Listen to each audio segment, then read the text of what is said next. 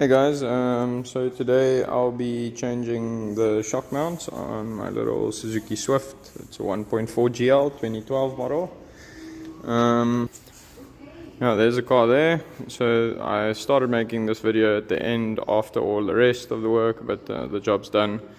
Yeah, and I hope this is useful to you and that you enjoy it. Step one is just to get rid of the hubcap, put it sideways.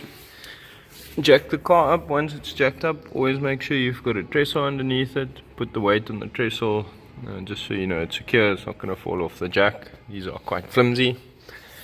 And next up is remove the wheel nuts. Once the wheel nuts are off, you can remove the wheel. Always make sure to pack everything neatly one side if you want, for safety's sake as well. Pop the wheel under the car. It means if it does happen to fall, it will fall onto the wheel and not onto the ground. Next up at the bottom here, we're going to undo that over there to get the brake line off.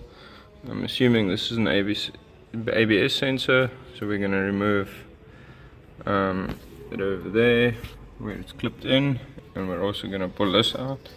That should come out fairly easily. I'll wiggle it out now, and then we've got to undo this over here. I've removed the wire on these 2 points here too, just to allow it some more play, some space, to get some more length into it.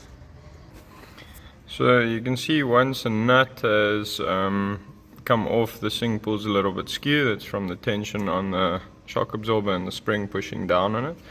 So all I'm going to do, I've popped that guy in there, just jack it up a little bit, then we can pull this out. So I've jacked it up, you can see it's straight now, and then it pushes out. It doesn't push straight out because it gets stuck on the body over here, but all you do is you push that a little bit sideways like that, and then it pops out. Next step, I've taken that bolt out there. It's a 12mm head, just to release the brake line from the shock absorber and its mounting. I've moved this guy out the way completely so that it just doesn't bother us, and just take care of this, you know, to make sure that it doesn't hook on anything during the process. Make sure it's nicely out the way.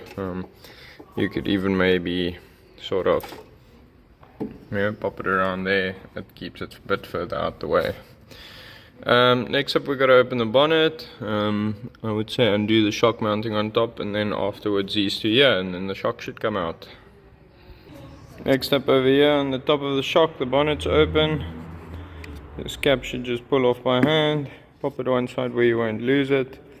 And then same as the bottom, Allen key in the top and a spanner over there to undo the shock. Over here, these Godot spanners generally fit a little bit nicer than the King Tony spanners. It fits in much nicer like that, so much easier to use. Unfortunately, I don't have a 17 Godot, so it's a bit of a struggle with the King Tony, but it won't end it. This is basically what you got here. You hold the Allen key and then you undo this counterclockwise. I've already undone it in this case. And then once it's done, that should twist off fairly easily in most cases. And you can pop the top cap off, pop it one side, and then on top we're ready to take the shock absorber out. You can put that nut on there if you're not changing shock absorbers, in my case just the mountings, to protect your threads on top so that you don't ding them, bash them, hurt them. Next up, we've got these guys undone nicely over there. They might be a bit rusty, so again, what you can do, leave them on that there's a fair amount of thread on them, and then just give them a bit of a whack with a mallet or a rubber hammer, something that won't damage anything. It doesn't have to be hard, just to check that they are loose. It's good, you know, then they should come out quite easily. And turn the nuts off. Next up we'll drop the jack again to take all the tension off of the shock absorber, or drop it slowly to the point where these come out easiest. So as you can see, the jack no longer has any tension on it, and out come these guys fairly easily. You're going to need probably both hands to support the hub.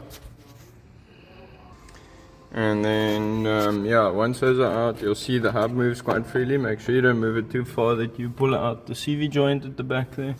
And the shock moves quite freely and easily, so it should be fairly easy to pull this out from here.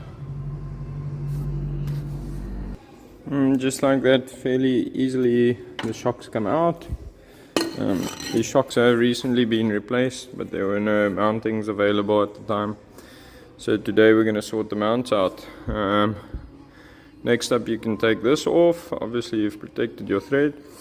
Grab it again with the Allen key in the middle, and then undo your next nut at the bottom over there.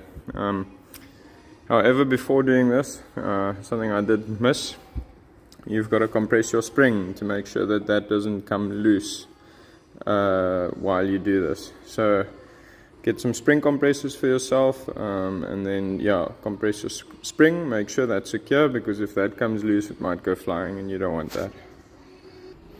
Yeah, so I've clamped the shock very lightly in the vise to make sure I didn't bend or damage anything. I've pulled this down with these spring compressors. As you can see, there's no more tension on this, it's free moving. You've got a gap here where that used to be pressed up against each other. Just be very careful that these are properly secured, that they don't come off. You really don't want that spring shooting anyway. So next up we can get this undone on top here. So once you got that off, what I've done here is I've just nicely taken everything off in the order that it came off, so that I don't confuse how it goes back on.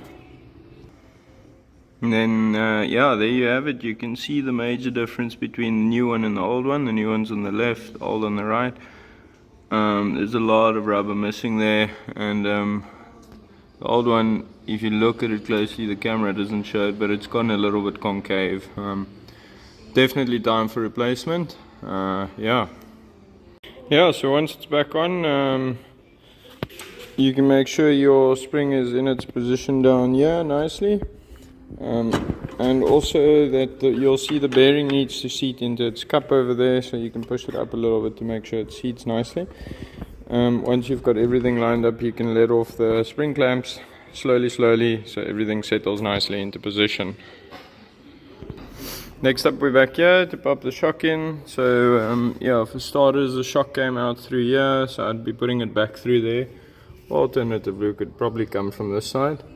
Sort of get it up backwards and then slide it in here. Once it's in here, you can pop one bolt in and then go to the top and pop the nut on the top. As you can see, these bolts have nothing on them, but highly advisable that you pop some copper slip on there or copper grease, just to stop them from seizing up in the future. So obviously things that stay in for long don't move, they're quite tight. So they do tend to build up some rust, and it just makes your life easier next time, or whoever else is going to work on the car next time. You'll see the bottom bolts are in. On top here, I've just put the nut on to hold the shock in top. So yeah, now we can start tightening everything up. Basically in the same order as what you would have undone everything. So nuts go on here, you can jack the car up again to sort of align this up and get it in. Your ABS sensors or wheel speed sensors, you know, just get their wires back on. Don't forget to put the brake line back on there and you're sorted. Just for a final check, these are all tight. It's clipped back in there. That's up nice and tight. These lines are all clipped in back to where they're meant to be. This is positioned back in nice and tight. And then up here, you know, we've tightened that up and put its cap back on it. Job done. Same on the other side.